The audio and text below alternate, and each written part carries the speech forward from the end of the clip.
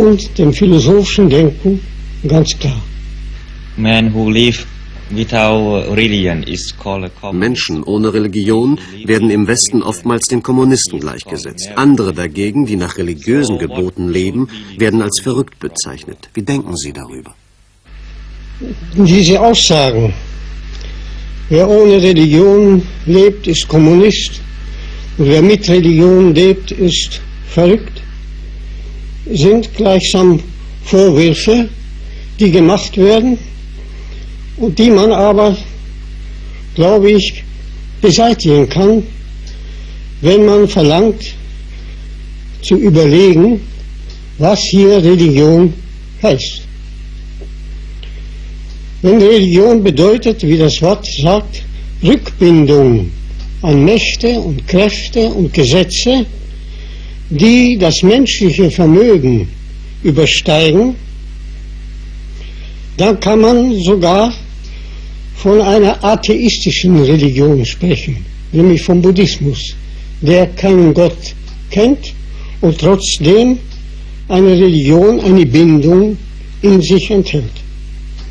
Ich würde also sagen, dass auch Menschen, zum Beispiel wie die Kommunisten, eine Religion haben, nämlich sie glauben an die Wissenschaft. Sie glauben unbedingt an die moderne Wissenschaft.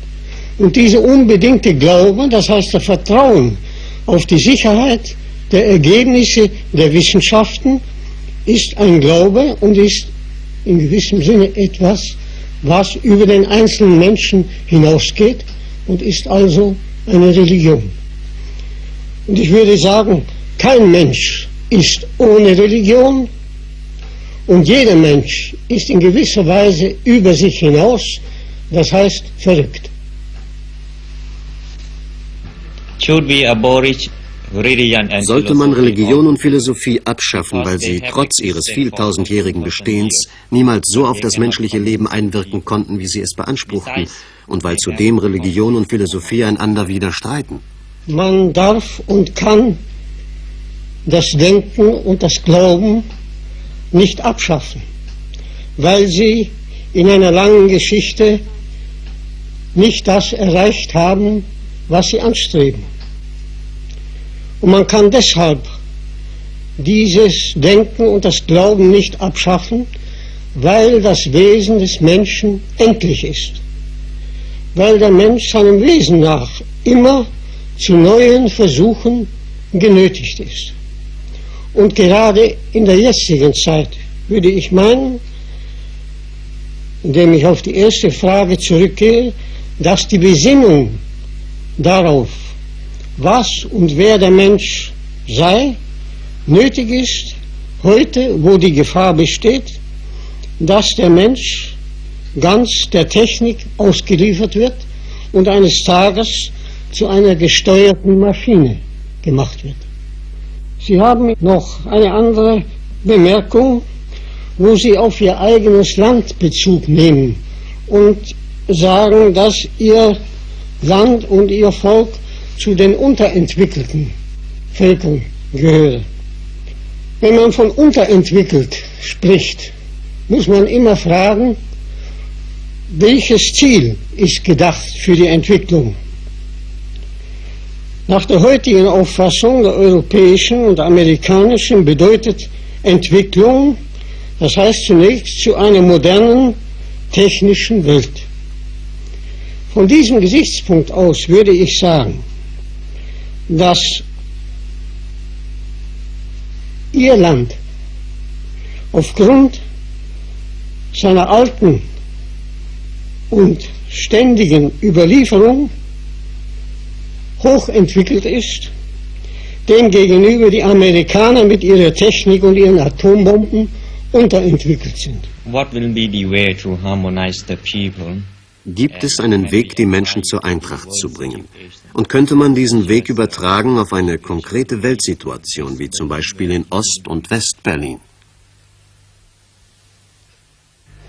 Diese Frage ist natürlich so allgemein gestellt, dass man zunächst unterscheiden muss zwischen den politischen Bedingungen für eine mögliche Einigung und den seelisch-menschlichen Bedingungen für das Zusammenkommen der Menschen.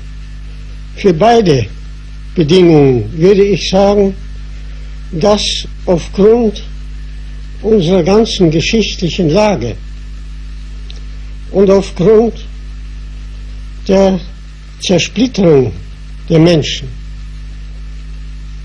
in verschiedene Religionen, in verschiedene Philosophien, im verschiedenen Verhältnis zur Wissenschaft, kein gemeinsamer Boden heute besteht, um sich unmittelbar und einfach zu verständigen. Wir müssen, glaube ich, hier einen großen Unterschied ins Auge fassen, der besteht in einem solchen europäischen Land mit dieser Geschichte und Vergangenheit und einem Land, in dem Sie Ihre Heimat haben. Sodass ich hier sagen müsste,